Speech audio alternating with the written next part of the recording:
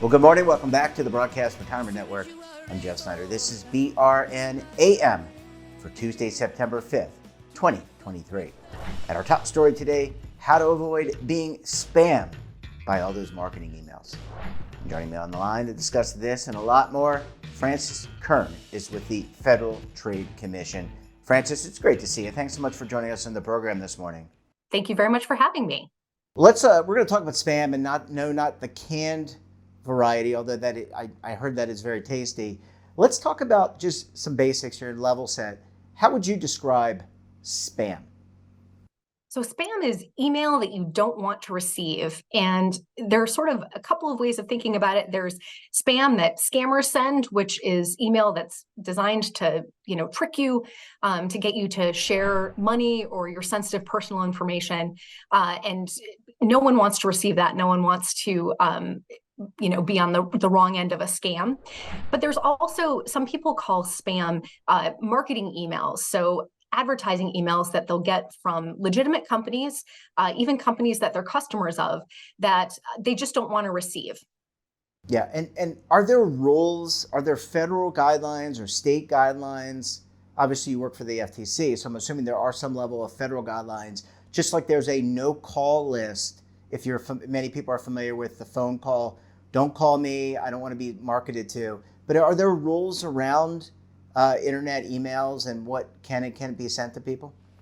There are, and so it's actually called the CAN-SPAM Act, and it's different than the do not call list. There isn't a do not email list, but what's really important, I think the key, CAN-SPAM is really a privacy law, and the key provision of it is the requirement in marketing emails that companies include a way for people to opt out of receiving more marketing emails, and they let people know that that's an option.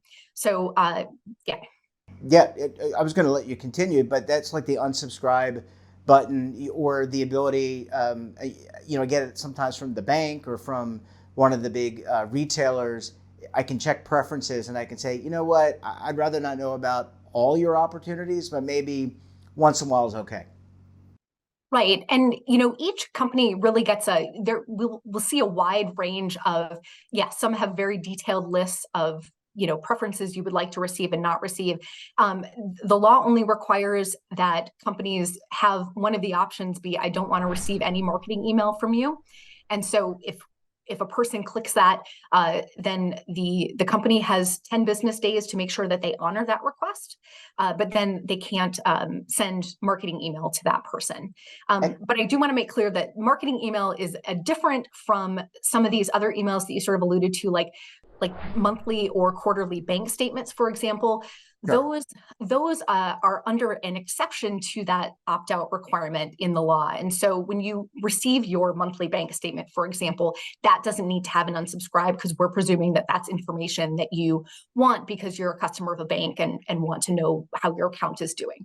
Yes, and I was more referring to a really good point and important to kind of differentiate. And we talk about a lot about retirement. There's a lot of retirement disclosures and statements and things that have to happen. A lot of them that are now done electronically. If I was uncomfortable with getting spam and I wasn't able to unsubscribe, what do I do as a consumer? Do I reach out to you all, at the FTC? Is there another entity that I reach out to in order to file a grievance or a complaint? Yeah, that's a great question. So I think if you are getting email that is marketing email, so it's advertising email that doesn't have an unsubscribe, that violates CAN-SPAM, and you should tell us at the FTC. You can go to reportfraud.ftc.gov and let us know about that, because the law requires that companies that are sending marketing email need to give you a way to say, hey, I don't want to receive this anymore. And other things. Oh, I'm sorry. Go ahead. Go ahead. Finish your thought. I was just going to say, so some other things you can do, email filters on your email program are are really effective. Most popular email providers have them, and they allow you to, if you know, for the emails that don't get filtered out by that filter, you can mark them as spam, and that information goes to your email provider to improve the filters. And that often does a really good job of catching spam, especially the really scammy kind. It's also important you could limit your exposure to spam by using a couple of email addresses. You could have an email address that you use for personal correspondence, for talking with your friends and family, or writing with your friends and family, and another that you use for things like shopping. And you should also try not to display your email address in public on things, even on things like social media sites. We know that spammers will go to these websites and they'll harvest those email addresses and they'll use that to send people spam. Now, obviously, this is illegal, but it's a way to protect yourself, is just not to have your email address out there. And you should think about who you share your email address with on, like, say, a website. Some websites are very transparent in letting you know that they will share or sell your email address, and others aren't. And sometimes it can be really difficult to tell. So just be careful when you're sharing your email address. Once you give it, you might not know exactly where it can go from there. Yeah, really good points. And Fran, I need to take a very quick break. When we come back, we'll talk more about privacy, what is and what isn't spam, and a lot more. You're going to want to stay tuned right here on BRN AM.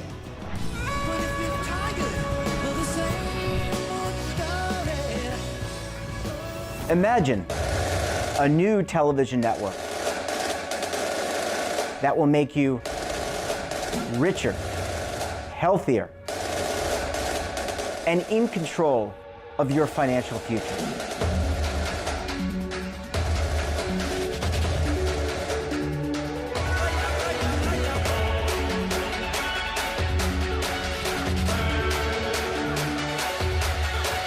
This network is for the policewoman in Nashville, Tennessee, the baker in Dubuque, Iowa, the teacher in Lexington, Kentucky. We want to make the idea of savings and retirement culturally relevant. But what do you see as a defining issue of the midterms, especially for the smaller businesses? I mean, they are the lifeblood of the American economy.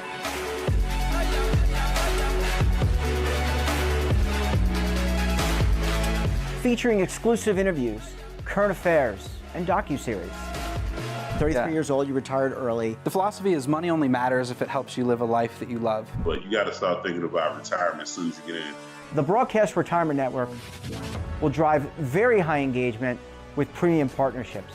So this isn't retirement and savings for your parents or grandparents. This is for all Americans. And we're going to change the way you think about money.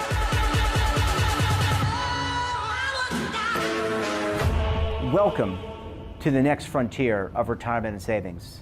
This is BRN, the Broadcast Retirement Network. Well, Fran, thanks so much for staying with us. Really appreciate you hanging around for segment number 2 this morning.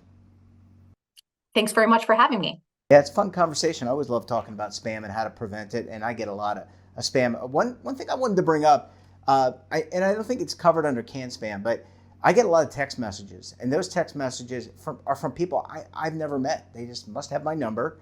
I'm on the do not call list. Again, different subject matter. We're not going to talk about that. But they might have a link that, hey, I'm your bank, or hey, Jeffrey, you qualified to win a new Lamborghini, and you really want to avoid clicking those links. Definitely, and that's a great point. I think we all get lots of text messages like that. And it's really important to, sometimes the sender will say there, FedEx, we've got a package delivery for you. Click on this link here to do something. And don't click on that link. Block the sender. If you do think it might be legitimate, like if you are, for example, expecting a package from Federal Express, the better thing to do is to go on the web and find the number for Federal Express and contact them using the number that you know is them, rather than clicking on anything that's in a text message. Because if you do, that could lead to someone stealing your personal information, or downloading malware onto your computer or your mobile phone. Yeah, I just say it's highly unlikely I won Publishers Clearinghouse, And if I did, I know Ed McMahon would have shown up at my door. Let's talk about how to detect some of these for some of our audience members. There are a lot of Medicare scams, meaning scams directed at elderly or seniors. How do you detect what could look like a very legitimate email? Are there some rules of the road that people should maybe think about before you click the link and enter in your PBI? You really need to think about to determine whether or not it's a real email or a fake email. Yes. So some general things, if you have an email that is asking you for money, if it's asking you for personal information, like, I need your social security number or your bank account number, or, sometimes these emails will threaten people. That's a really good sign that you're dealing with a scammer, right? A legitimate government agency is not going to be doing that. So it's good. It's just a really good rule of thumb. Don't click on any links in an email unless you know who it's coming from, that you can verify it's not a scammer. Some other things to sort of look out for when you're trying to make that determination. I always go to the from line in the email where it'll tell you who the sender is, and I hover my mouse over it, because what that does, sometimes scammers are clever and they can spoof, so they can make it, it seem like, oh, this is from Fran at companyaa.com. But when you hover over that email with your mouse, the actual email address will show up. And a lot of times the domains that those folks will use, so that the part that's after the @ sign, will be something like Yahoo or Gmail or just a bunch of numbers. And that's a really good sign that that email is not coming from the company it's pretending to come from. It's coming from a scammer. And you can also, if you have any doubts whatsoever, you could pick up the phone and call the customer service line on your account statement, on their website, on their real website, right? Or on your credit card. There's usually a number on the back of a credit card if you still carry a credit card. That's right. If you think the email might be legit, but it looks a little bit suspicious, go and find out the contact information for the company separately, call that number, or go to that website and ask them about it. Yeah, and I guess last question I probably should have asked you at the beginning of the interview, but are you seeing a lot, not you in particular, Fran, but the FTC seeing a lot of complaints, a lot of concerns from consumers saying, man, there is just an awful lot of volume coming into my email box that is just spam. Yes, I'm getting my mom and dad's emails, but I'm also getting a ton. I can tell you personally, from my perspective, I get a lot of spam in my box, but are you generally getting a lot of complaints at the FTC?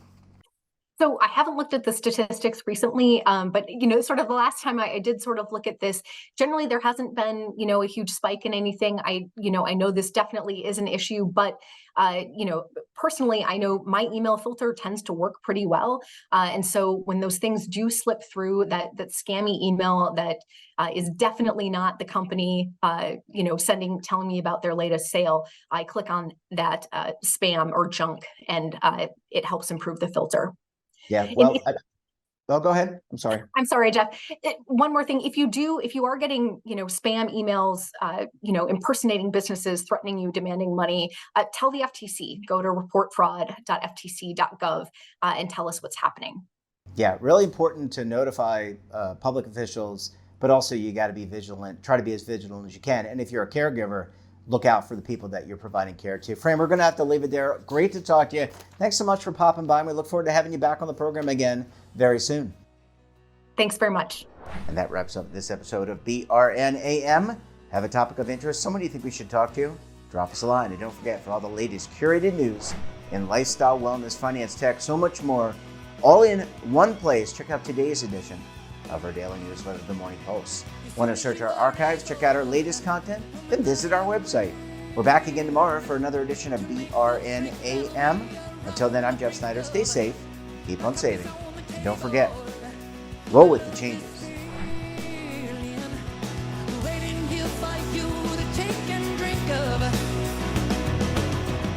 But if you're tired of the same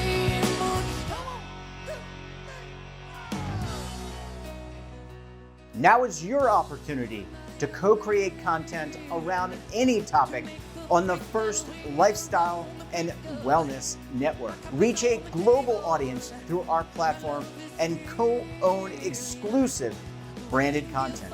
All of our programs are available on demand and also as audio-only podcasts, so you can take us on the go. Broadcast Retirement Network, available anytime, anywhere, and on any device.